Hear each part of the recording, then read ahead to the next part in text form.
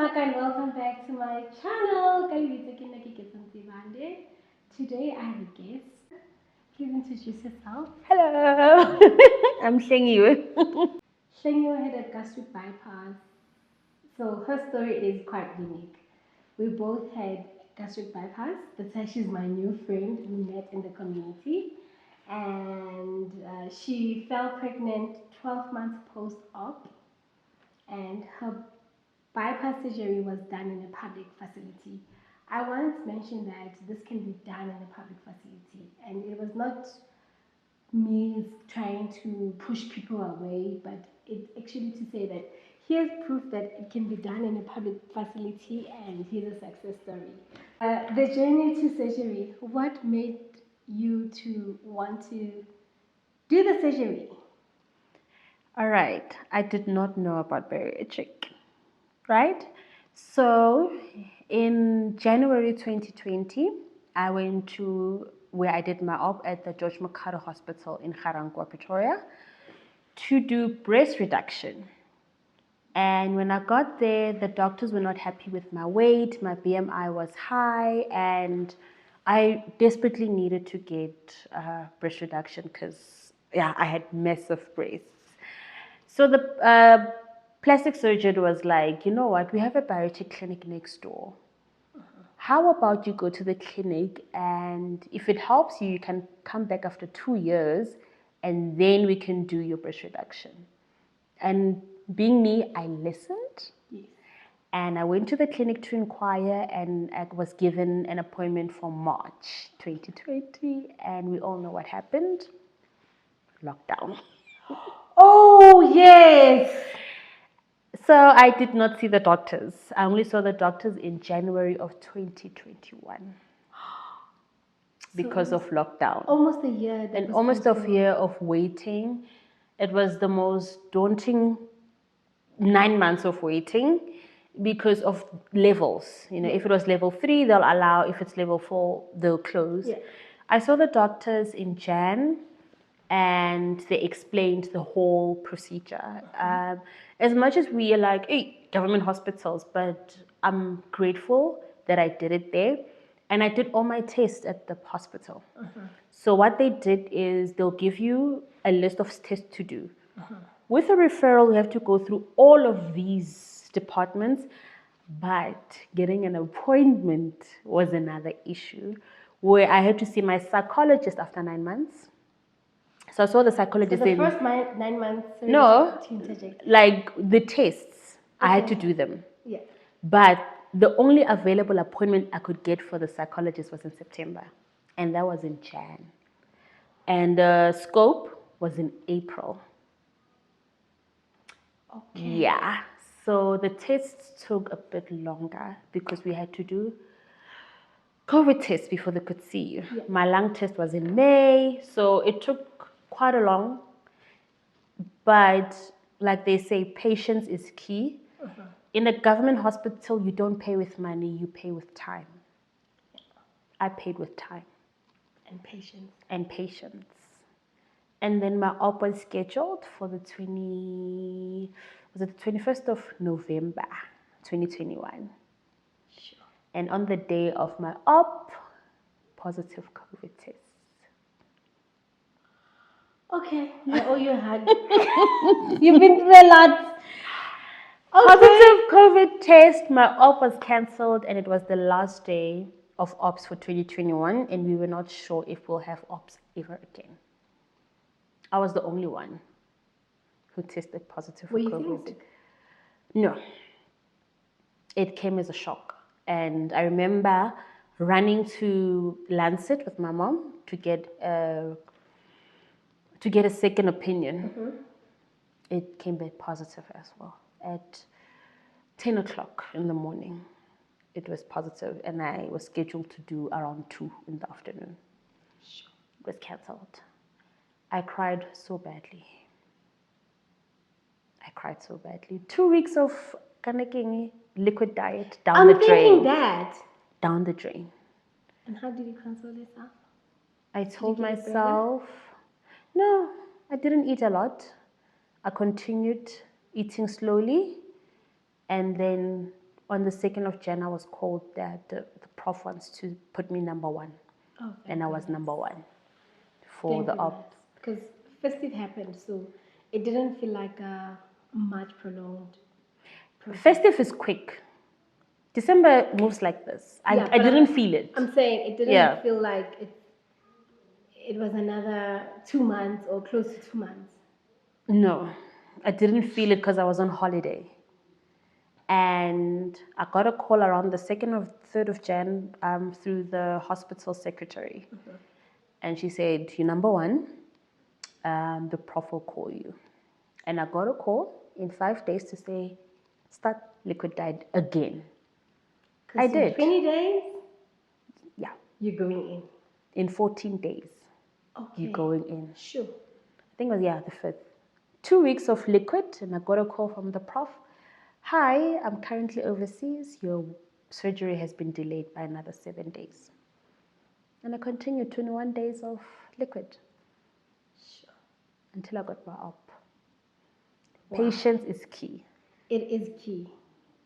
I think also if I were to revisit my process, although mine was done in a private institution, things were not as, it's not as quick as when you book an optometrist and you get a date for tomorrow.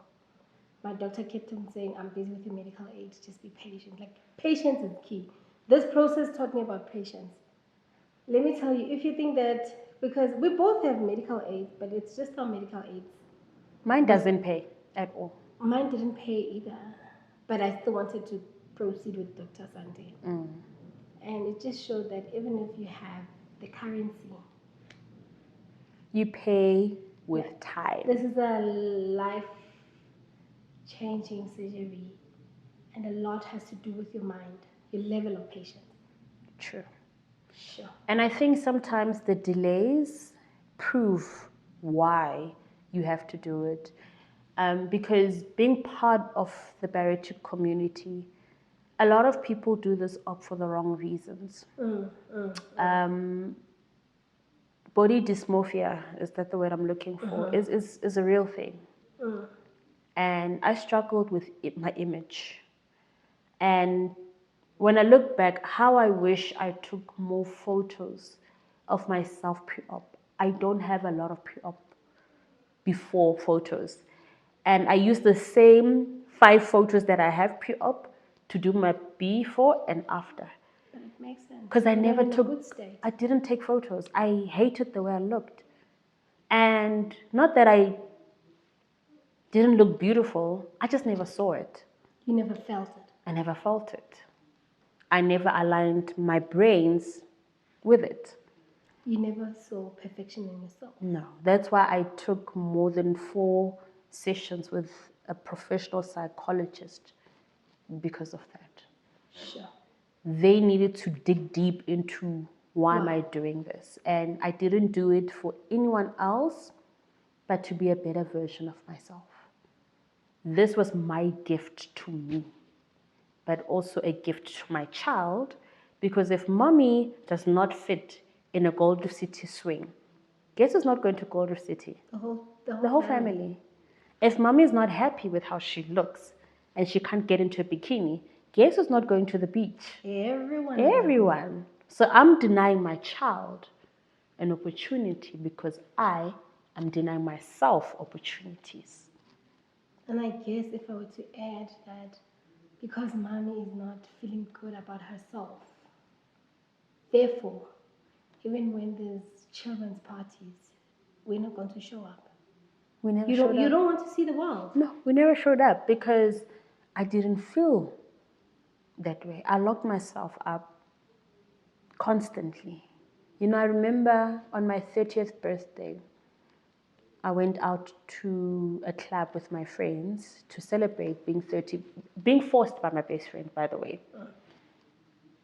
I have the photos of that day, but they never made it to social media because I hated that girl. You didn't feel worthy. Yeah, like I say, being obese traumatized me. And I've been obese majority of my life. Only post-op did I live a different meaning. And in your 30s? In my 30s, I had to tell myself I'm reliving my little 20s, but as a gorgeous 30-year-old. Sure. But with me, I've always felt comfortable, confident to be myself. But it's only now when I look back to think, geez, girl, you had so much confidence. Like, my face. The other day I was saying to my husband, I was like, you're a brave boyfriend. You say potential in such a big person. I wouldn't have asked out that person because I'm thinking, well, you've got good vibes, but you're going to faint on me. You're going to die on me.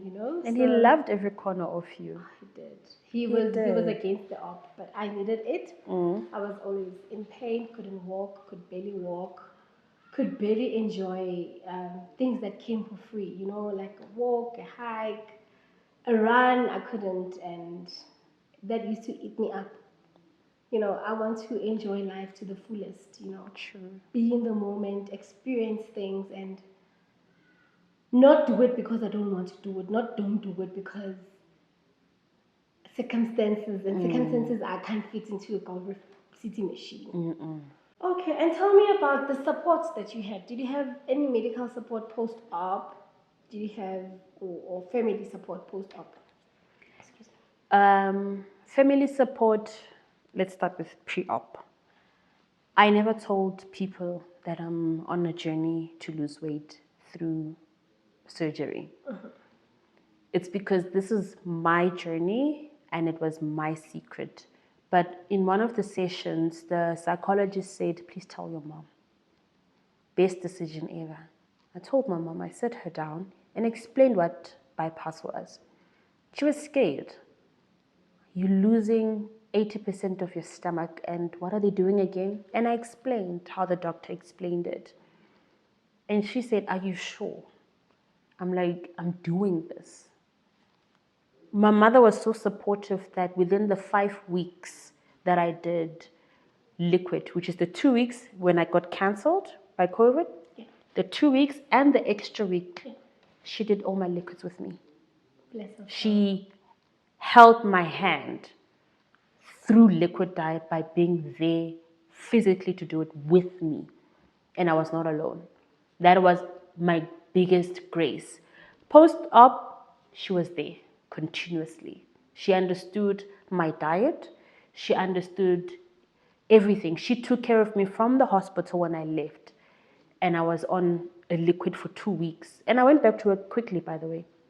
It was not the easiest. 2 weeks, I went back to work after 2. I didn't have leave. Remember, I had COVID beforehand. Yes. And our, how do I put, sick, it takes over until the year. So only we're getting new sick leave in June. This is November and Jan. So I already took for COVID because I was at home. And when I had to do my op, I already boxed out an extra 2 weeks before that. I had to spend a month at home. But I had to cut my leave by 2 weeks. So I went back to work quickly. The support of my colleagues was A1. Every time I had moments where I felt extremely sick because I still had my stitches and stuff, they were not very comfortable to have. They were very painful. And as was staples, by the way, because it's just staple around. That was very painful. Okay. They had to staple and then put ganake on top of the staples. So you can imagine staples until your wounds close. That's not comfortable. They understood. They were very gentle with me. Every time I had dumping syndrome because I drank juice, they were there with me. Sugar. The sugar rush was too much. They had to learn to be around me all over again. So my support has been very strong from the get-go. I never had moments where I felt like I wasn't supported.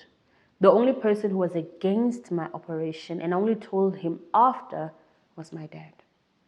Because my dad is Muslim and they don't believe in altering anything in your body. So I had to tell him afterwards because I knew if I told him beforehand, he would have made it a very uncomfortable thing for me because I was doing this for me and me alone. I had to relearn me Yeah. because I was born again. I was born again. Not in terms of Literally. literally, not in Like, terms of spirituality. physically, Mentally, yeah. I was born Yeah, again. yeah. And your body goes into a shock. Mm-hmm. After the shock has weighed down, the weight now starts to melt. Yeah. And I started to see life differently. Is the support there from friends? That's another topic for another day. Things like losing friends post-op is a real thing. Because you're boring. Because you, not boring, you were the fat friend that everybody used to trauma dump. Oh, Now you're starting to look like them. You're attracting the same men as them. okay. No, You're starting to you look don't like have to them. go through that. You understand what I'm saying? These are friendships that Friendships, had long, I yes. guess, reached their expiry dates, but you kept them. True. But And I'm glad the op showed me Yes. that. Hence why I was like, I'm grateful that it opened my eyes to a lot of things. it's a rebirth. A rebirth, I was born again. Now I had confidence. I loved how I look. Makeup, lashes, you name it. I'm that girl. Ma'am, you're looking good. I love my skin post-op. Like you're an inspiration to me. Even though I don't have makeup, I just have lipstick. You don't need makeup. I love my skin post-op. I don't struggle with breakouts. I don't struggle with pimples. I love my skin. It has healed more than just my physical being. It has You are healed at me your emotion. healthiest. 100%. Love it for you. 100%. Let's talk about the elephant in the room. You know, it's the one thing that all these doctors tell us. My doctor told me to say, and if you were to fall if you were to fall pregnant, just try at least 12 months post. Even 12 months, we're pushing it, like 18 months. Because physically you would feel strong, but inside you haven't healed. No, you haven't. And this could cause a regress. And then guess what? Hlengiwe falls pregnant. 12 months post-op. Actually, not 12 months, 11 and a half months. Michael! I'm sorry, but like I said, the op heals a lot. It healed my fertility and my womb. One mistake of forgetting your pill. 2 lines on a stick. Just like that.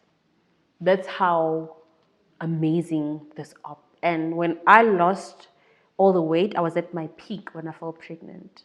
I've lost over 40 kilos by then. I've healed so much. I instantly fell pregnant. Now this is now this is something completely, it's not a shock because I knew what I was doing.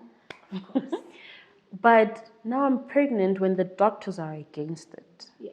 Not really against us, but they wouldn't advise you to do For it. your health's sake. For my health's sake. Because the worry was, will I survive pregnancy? Because I got a call from the secretary of Prof, and she said there is quite a bit of a scare.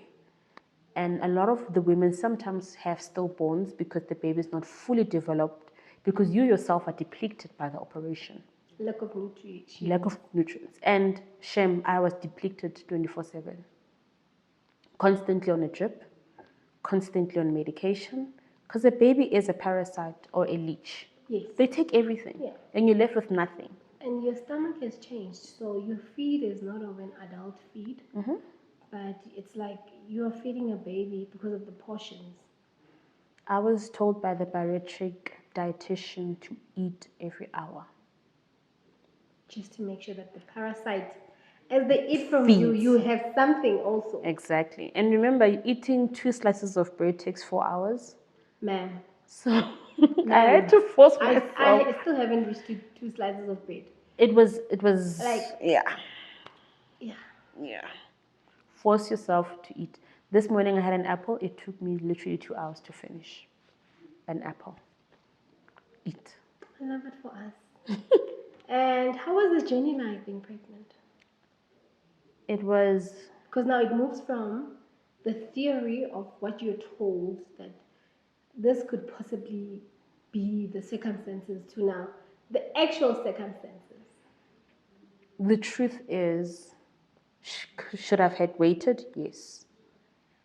But it happened. Yes. I need to live with it. And now that it's happened, how are we living? I constantly had to be monitored by my gynae and my GP. The minute the baby grows, the problems grows with it. Now the baby is becoming bigger, the baby is growing. Issue. It was if the baby is getting enough nutrients, is the baby healthy? So I was constantly getting tests done, constantly being checked, constantly be hospitalized. Almost every single month, I was hospitalized just for 2 to 3 days to check. Yeah. And was I the only one who fell pregnant post-op? No. A lot of women came forward to say, we fell pregnant. But I know one case where she fell pregnant 6 months post-op. That was crazy. Okay, there's worse out there. She's based in Cape Town, and I remember I sent her a message. You guys are giving doctors I'm like, hey, girl, tell me more. She's like, you will find out the hard way. And I thought, is it worth it? Yes. And I tried to make it as positive as possible because with my first pregnancy, the way I didn't like how I looked, I didn't even have a photo shoot. But I had one with my second. Ma'am. And I loved it. Ma'am, I don't know how come brands never asked you to be a cover magazine model for pregnancy because I loved you it. looked so good, Hlengiwe. I loved it. And You said you struggle with drinking water. I mean, I know on the group, people talk about the things that they still can't stomach a year post-op, 2 years post-op. How do you then supplement? Because you need water.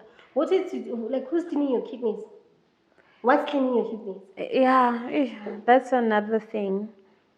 I drink flavored water, not the sparkling flavored, pump flavored. Yeah. It just has it's got a little bit of taste. That's the only thing I can stomach. Plain water is a nightmare for me. I can drink it, but I take longer to drink it. So I supplement with a pump just to get my fluids in. So water is an issue, and I realize I'm not the only one. There are a couple of people who still today struggle with water. Yeah, I mean, people struggle with water, eating red meat, eating fatty foods, sweet foods, and so forth. Yeah, I mean, there are certain foods like I mentioned off camera that I still don't eat, like donuts. I don't eat donuts till today. You guys can buy Krispy Kreme. I won't even crave and ask for one. Like, I won't crave it. I think I'm still struggling mentally, so it will be, for those of you who are new to the channel, for me it will be 2 years in May since I've had the op. Mentally, especially during my PMS, I would crave something sweet. But trust me, I just need a bite and I'm just more than enough. Like when the bite comes, I'm thinking, what was I thinking? Because I totally can't stomach fatty foods and sweet foods. They put me off. If you want me to enjoy, give me lemon, give me citrus, grapefruit. I'm happy with it. Give me a plain yogurt and don't give me anything that is too sweet. I just can't. Do you also have dumping syndrome? These days it's seldom. So dumping syndrome, guys, is basically dumping. Puking. Your system rejects. I hardly go through that. So, like I'm saying, I'll be craving cinnamon, right? I order it and I'll cut it into 4 quarters. After one bite, I'm fine. And should I force myself, then I'll find myself dumping. I've always loved chips and Russian. Like, I still love chips. Like, it's my weakness. In order for me to eat chips, I need to drench them in vinegar. Like you taste the vinegar more than the salt and the potatoes. But you still manage to stomach that. Yeah. But I also can have a lot because I become nauseous and I want to dump. So maybe I manipulate my body. I don't know. But yeah. People are not the same. Definitely. Like samosas, I don't eat pie. I dump when I eat ice cream. I don't eat ice cream often. I do, but two teaspoons is where I draw the line. Anything after, I start getting a lot of sugar rush. Custard, I stopped eating custard. Ultramilk custard, I stopped. Fruits, what did I stop? Pears. I don't eat pears anymore. So there are certain things that naturally my body just said no. I know of a lady whose body says no to meat now. I know, I saw in the group and she's lost weight, guys. She lost so much Please weight. pray for me. I need my body to say no to a lot of things. People who are saying my body struggles to ingest meat, this and that. Hey, people have gone from 150 kilos to 65. 55. 55, like they're underweight 55. now. 55. Okay, I really can't be underweight, but I'm just saying. I still feel like I'm obese. Even though I weigh how much? 81. Yeah, 81 kilos. From? So I went pregnancy, I was 69, 70. And then I gained weight after I stopped breastfeeding. I think the breastfeeding is what kept me in my weight. And then now I'm 81 kilos. I'm on a stall. I'm not going forward. I'm not going backwards. I'm stuck. Excuse me. And what was your your starting weight? So when I joined the clinic, I was 120. But on the day that I met the doctors in 2021, I was 112. It took me a year to lose 8 kilos. Thanks to COVID, thanks to lockdown, I had to eat home-cooked meals. Obviously, the portion size was massive, but because I was not consuming a lot of takeaways, and I couldn't even afford takeaways, it took me a year to lose 8 kilos, which is, someone is like, yo, it's so small. But for me, I was like, 8 kilos is our bodies are not the same. you know, I did something about it, and I was not intentionally trying to lose weight. That's the difference. Yeah. I lost weight because I was eating home-cooked meals. Done. I mean, Hlengiwe, there's people who are on a coffee lemon diet who are just losing weight from just drinking that, and they carry on with everything.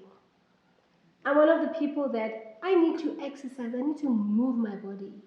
I need to watch what I eat in order for me to lose weight. Yes.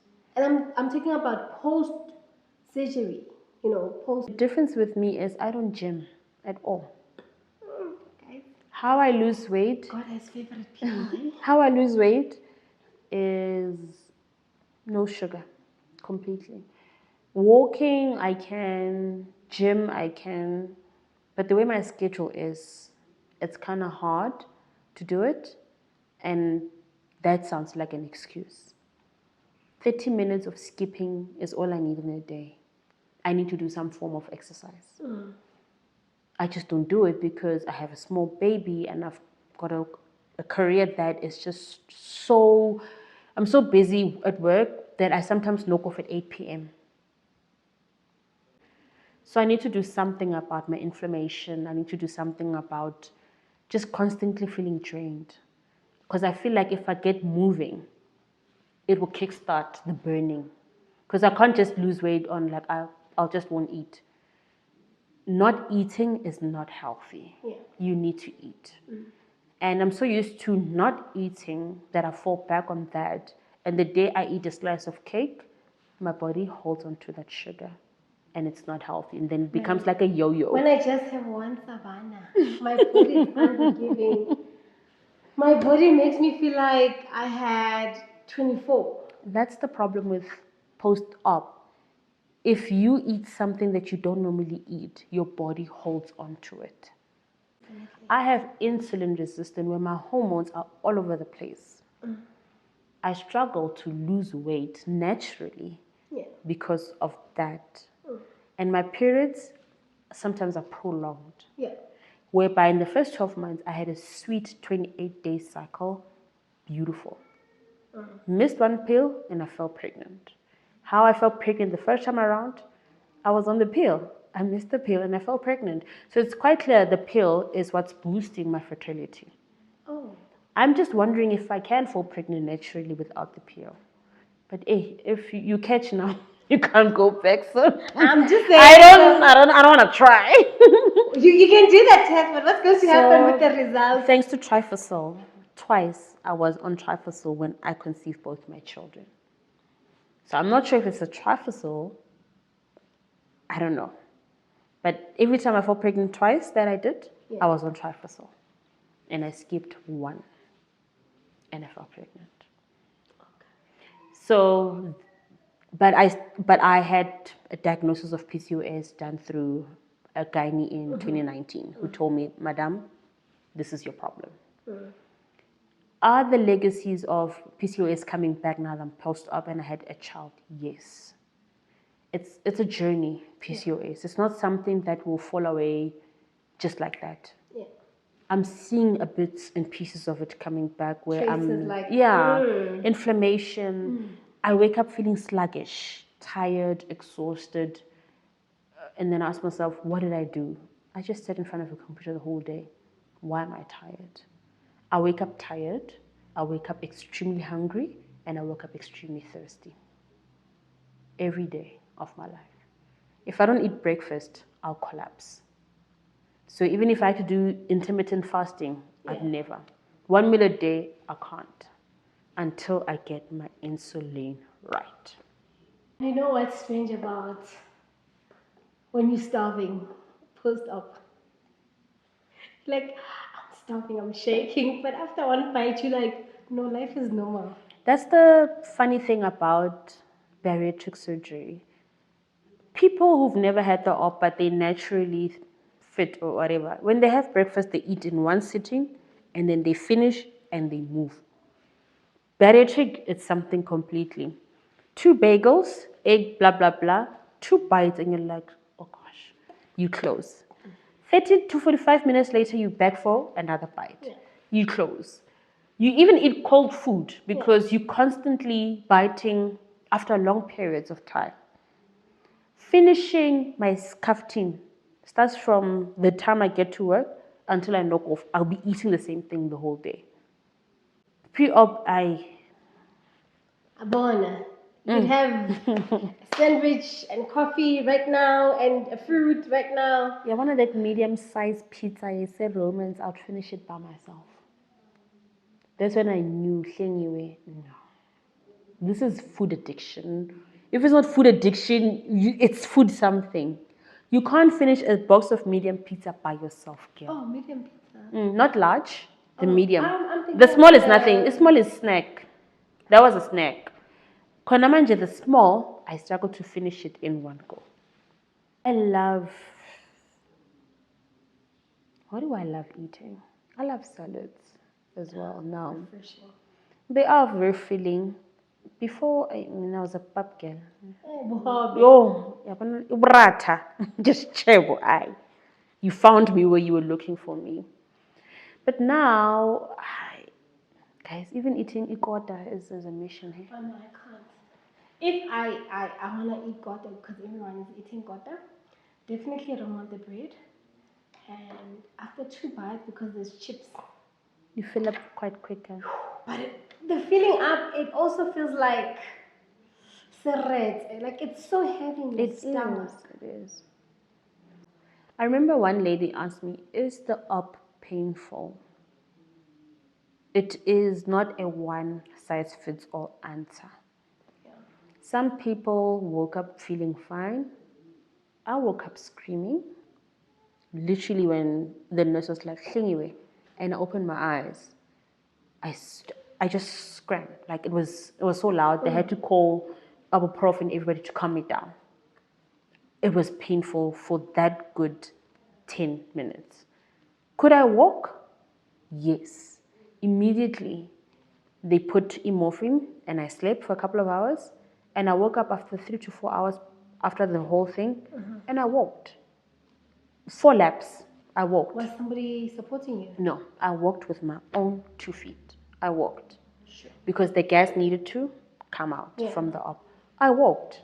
And then I was woken up again at 3 a.m. to walk. Another 4 laps in the corridor. Slept. I kept walking and I kept walking because I listened. Other people did not even walk for the first 4 days. people's bodies are not I the love the same. same. Not the same. I was there longer because of my body complications. And I remember a physiotherapist came and she said, Miss Pakwe, you need to walk. And I was like, where to? Why? You need to walk, You need Mama. to And I was dizzy, I was high, and she held my hand. And of course, I saw other people walking on their own. Like, people were just walking like, hey, Batu. Did we go through the same thing? We all went through the same thing. Our physio was this very interesting Indian guy. He was very funny. And he knew how to speak Setswana. So we were getting walking up like, hey, Tsohang, Tsohang, Tsohang. And I'm like, who the hell is this now? And I see like he's like, oh, my sister, come on, come on, come on. And then he does the dancing thing. And we did a lot of breathing exercises. I don't know if you guys did it before the op, the day before, we had to breathe into a tube to train our lungs. Yes. Even after, we had to breathe and did breathing exercises. And he was helping us to walk. And when he was happy that I was walking, he was like, now this one can go home. I left after 2 days. So I wasn't there for quite long. I left after 2 days, and then I had to readjust at home, whereby the smell of cooking got to me.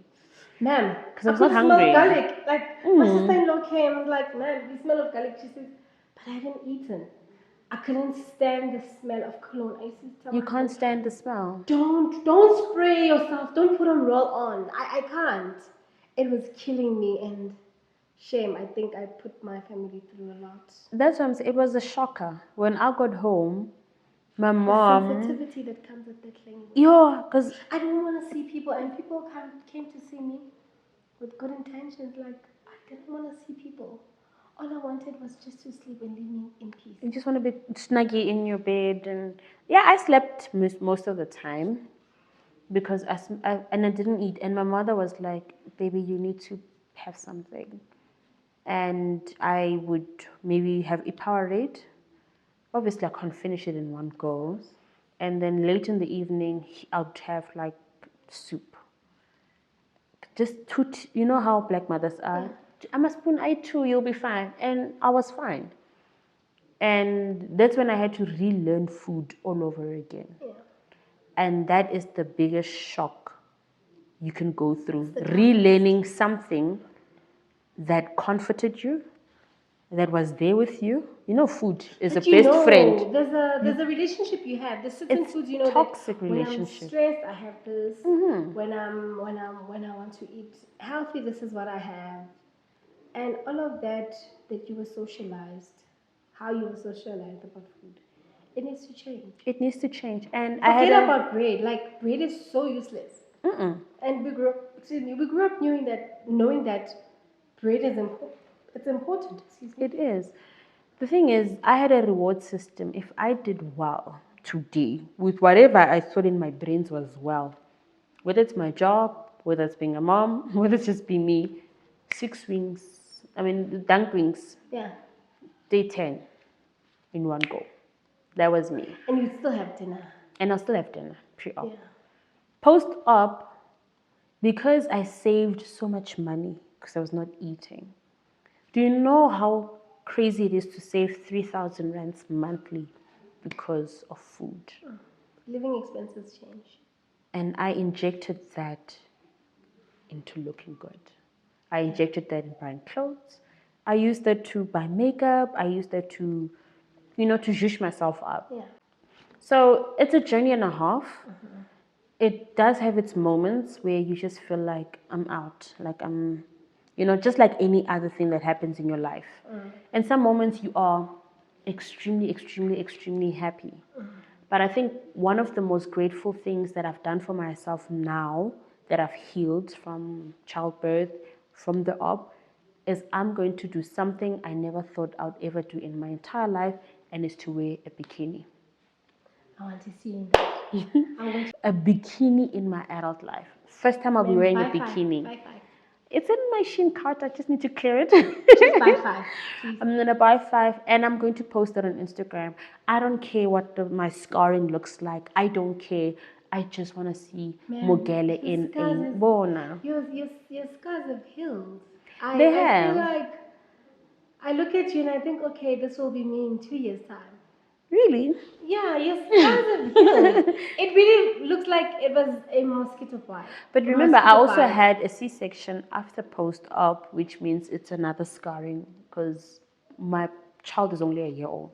So I'm still a little bit in the scarring phase because of the C-section. I need you to leave that phase as soon as So possible. I'm snapping out of it slowly. Look at where you come from and where you at. We Looking need to be back, grateful. I'm grateful for this part of my life. This is where I want to be. And yeah, I wanted to, like, if people ask me, what has obesity done for you that when you look back, you wish you had this op sooner? Because I think a lot of us wish we had the op sooner. And I said, obesity took away my dreams. I wanted to be Bonang. And not only Bonang. Yeah. I wanted to be an actress, A a radio. Yeah, I wanted to be an actress. I wanted to be a radio host. I wanted to be an author. I wanted to be a philanthropist. I wanted to be a media mogul. And obesity denied me that opportunity because I remember I went to an audition at the age of 22 and my dreams were shattered when a director said I looked too fat to be on TV. You can't tell a 22-year-old you look too fat for TV. But unfortunately, he was being honest and it crushed my dreams so badly. Not only that, but a lot of times I got a lot of rejection because I did not look like Abo Boiti. I did not look like Abo Mini Dlamini, of which I compared myself with those girls to say, I'm a better actress. I learned and studied and trained. But now Abo Boiti and Abo Mini are appearing on TV because of, pretty privilege and skinny privilege. So it denied me opportunities to live my dreams. Will I go back into the acting space? I'm definitely coming back for it. A dream delayed is not a dream denied. Of course. And there's an actress by the name of Fusasa. She used to act as Umurungwa Isidingo. She started her acting journey at the age of 36. I'm 34. I'm not late. I'm on time. I just want to say, you can still do it. I can. You can still write the book. I will. Maybe actually back then you didn't have much to write as an author, but here I just is wanted a to write. story. Yeah. Now there's purpose. Yeah. There's content behind it. There's purpose. There's emotion. Exactly. And most There's a of all, story to tell. a testimony in it. To say I was obese, I was denied opportunities, I couldn't. Now you can walk into Fushini, Woolies, anywhere. You can walk in anywhere, country road, and grab clothes without even fitting, and you know that you'd fit. Until today, I spit on the floors of a company called Miladies. Not that I have anything against Miladies, Okay, son. but because it's the only shop that had clothes that fit me, till today I don't walk into Miladies at all. Down. Oh no, it didn't. They didn't. Yeah, Itona Clay. Oh, those were my faves. I don't look at Miladies with that eye to say, let me go check if there's something. Even if it's something cheaper at Miladies, I will never enter. I'd rather go I'm sorry. you understand? So when I cut off that part of me, Miladies became part of that. Yeah, because miladies, it's older women bathenga lapho. Like you'd find that it's your mom's friends, and now you're gonna be wearing the same things with your mom's friends because Exactly. simply because you're big. Or our gogo actually. And you're in your 20s by then, mind you. I know. Ugqoke floral dress yabo mama laba bathi ngihamba ama cruise. And I was like, girl, no, honey. You don't even have a size in a bikini. Ntombo, come on. At work we wear jeans on Fridays. I had to wear skirted bogat because I looked funny in a jean before of. And tell me, at your biggest, were you being asked out by people your age group? I'm glad you touched on that. I dated men that when I look back today, I knew they were not my type. Yeah. I dated whoever was willing to accept me for who I am. I was once there. Get it? Do you understand? Even when somebody's treating you like trash, you give them a chance because you're like, oh shit, but they like you. But you're like, no. And they came with a lot of crap, those people. They did. And sometimes they came with a lot of financial losses because you had to buy your happiness in them. And I look back, I have 2 baby daddies, but he's, I think, if not the 4th, the 5th guy I've dated in my life. I've never dated so many people because I never had options. I was not asked out often by the men whom I thought I wanted to date. Now, Yeah, my type. not the type, but Yeah, I'm but like you the are financial lane is a bit interesting. You are everybody's type now. You're a sip type. Yeah, Come on. I mean, yeah. So I like before up, I'd go out with my girlfriends to a club, and I'll be the security guard. I'll be the one who's least hit on, whereby I to be the security guard and like shushed all the boys away because they were asking my friends out. Manje sishelwa sonke. I'm not security. We are all being shelled at the same time. Yeah. Now it's, so the type of men that I'm attracting is completely different from what I used to attract. And the boys that I used to attract back then still talk about, I wish you were bigger again. I don't like it when someone said that because you don't know what I was going through. But also, why would you wish I was bigger again? Is it because you were able to emotionally abuse me? Or manipulate that you had me. Control over my life. Yeah. Yeah. I mean, right now, because of my youthfulness, I'm in a relationship with someone I'm 4 years older than. Yeah, because I feel younger. It's the same age group. Yeah, it's the same age group. I struggled with, I never had confidence issues, but I guess when it came to dating, I experienced confidence issues, where people are not asking you and you're like, but you're my type, but they see you and they say, but you're not my type. And then just anyone odomo unemployed, why thought oh shell and then by the time you know you're a foster girlfriend. And you are fostering this person. Exactly. You're taking care of him, his child, his mother, his father, everything, every mess. Yeah, I've done it all. Buying phones because his phone broke. Yeah, I've done it all. Let's not talk about that. I have done it all. We're gonna forgive ourselves. We are gonna forgive ourselves because we know better. I've done it all. I know. I've been through that. I've done it all whereby I'm asked to take out a loan, but thank God my brain's functioned. I've done it all. I've done it all. I've seen it all, and I've done it all. And not that fat women are unlovable, but the ones with low self-esteem stand out the highest, and I was one of them. We're too vulnerable. You're very vulnerable, and men can sense. Men are like predators. They prey. And if you're a victim, you will fall for that. And you will attract that for a long time. You do. Until you say, this is enough. True. And then now I can pick and choose what I want. Yeah. In a day, it went from ukushelwa from abobaba to ukushelwa ingane.